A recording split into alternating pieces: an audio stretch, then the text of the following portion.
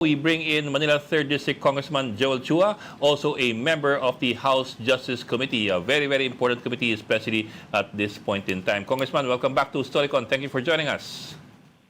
Hi, good morning. Good afternoon. Good afternoon, sir. Good afternoon din po sa lahat ng inyong Yes, mga sir. taga-subaybay. Yes, sir. Sir, marami nakantabayin kung ano mangyari sa Justice Committee. Alam ko, may nag-file kahapon ng ika-4 na impeachment complaint against VP Sara, pero at the same time, nag-aabang yung mga tao kung kailan i-refer ng Speaker's Office yung anuman o lahat ng impeachment complaints against VP Sara to the Justice Committee. Yun nga lang, I think once that referral is done, then it's already considered initiated, so wala nang ibang hahabol.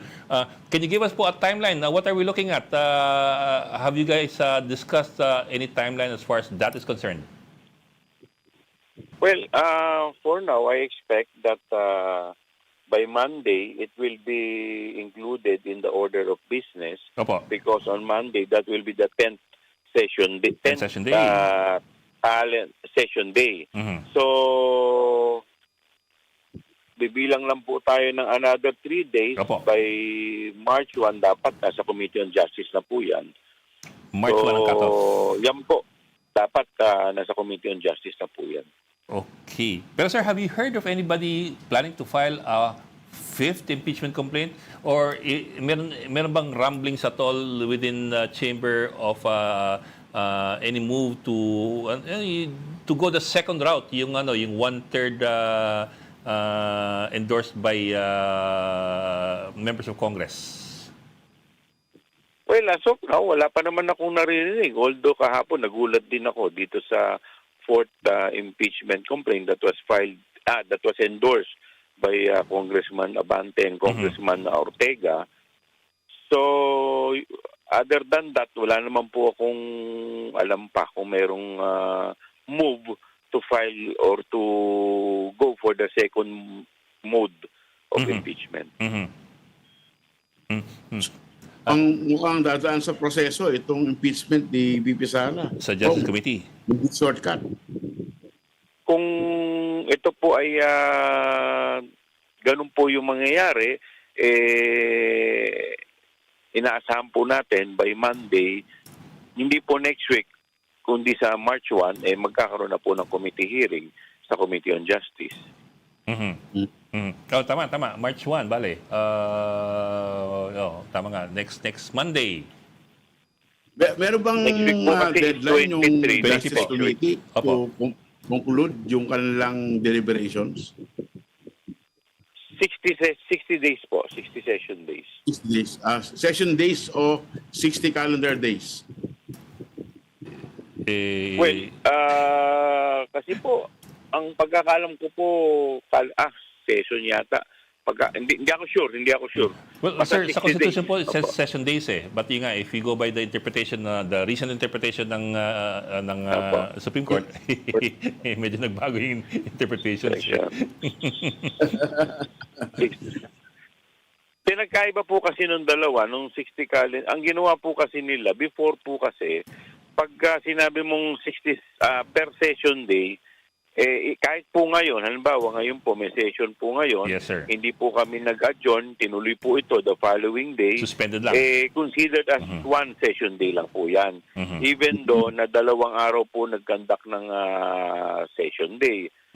But because of the latest ruling of the Supreme Court, ito pong huli, they changed the meaning of the session day. Instead, for purposes of impeachment, they interpreted it as calendar day. Calendar days So, with session. Opo, kasi considering na ang session day po namin is Monday to Wednesday lamang, so yun po yung bilang. Every Monday to Wednesday, 3 session days. Sir, pasensya po, we're not lawyers eh, pero tell me lang if I'm getting this right. Pag naiakit na po, pag nai-refer na sa komite ang alinman sa mga impeachment complaints against VP Sara, then sarado na ang tindahan. Wala nang ibang bagong pwedeng isampa na reklamo. Tama po kayo dahil nagkaroon na po ng action ang Kongreso. So because of that, magpapasok na po yung 1-year bar rule. Mhm, mhm. So kung sakaling ang March 1 mangyari yan, tindahan sarado na. At least for the next Sarado year. na po. Mhm. Opo. Tama po kayo. Sir, but if I may, I know, I don't know if it's speculative at this point, but let me try to risk it anyway. Looking at the temper of your colleagues in Congress, especially after yesterday's announcement of VP Sara Duterte that she is running for the presidency, and considering na ang sabi ng marami, the timing was intended apparently to head off an impeachment bid by the Congress and the Senate.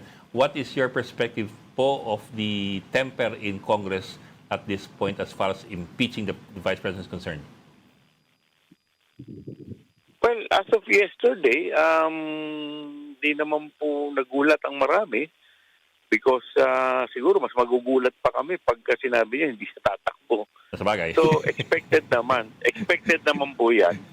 And of course, we respect her decision to announce her presidential bid early. Kung ano man po yung kanilang strategy, nare-respeto naman po natin yan. Mhm. Kasi sir, we talked yesterday to Harry Roque, ang dating tagapagsalita ni Pangulong Duterte. We talked to him on the phone. Ang sabi niya, itong timing ni VP Sara Duterte is parang meant to be a warning to legislators. Parang babala na siyang ito tatakbo i-impeach. ako. So magkakasubukan tayo. Parang ganun. I'm wondering what you think of that. Well,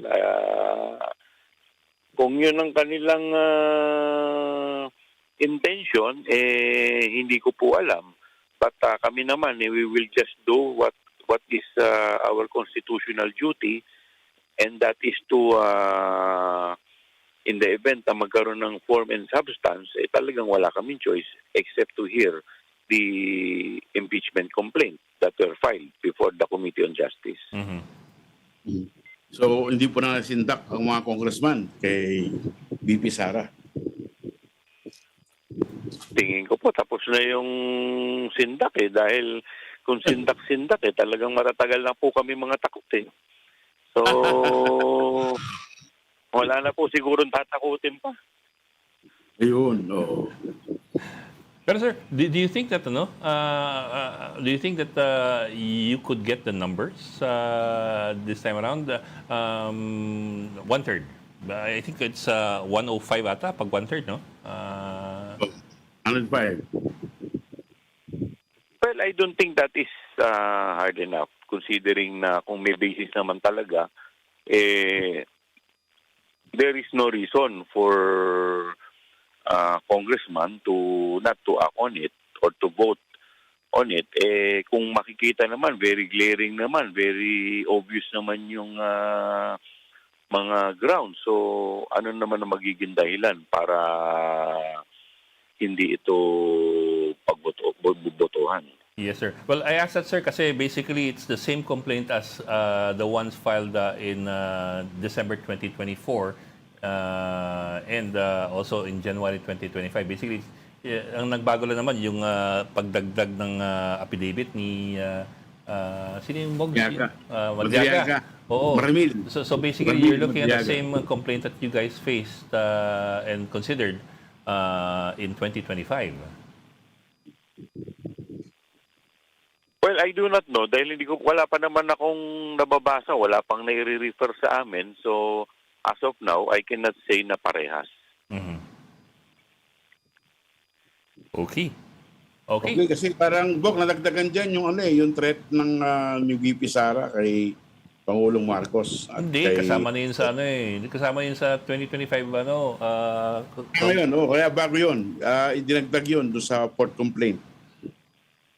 Well, ako, I will not be surprised considering that the decision of the Supreme Court in both instances, yung una po tsaka yung pangalawa, they did not touch on the substance. Mhm. Purely technical naman So, That's correct. Yes, sir. possible naman na talagang yung mga substance nun i-adapt pa rin ng mga complainants. Okay. Maraming salamat Okay, po. salamat po. Thank you for talking to us. Congressman Joel Chua ng Maraming Maynila. salamat po at mabuhay po At kayo. taga-Justice, member po ng Justice Committee ng House of Representatives.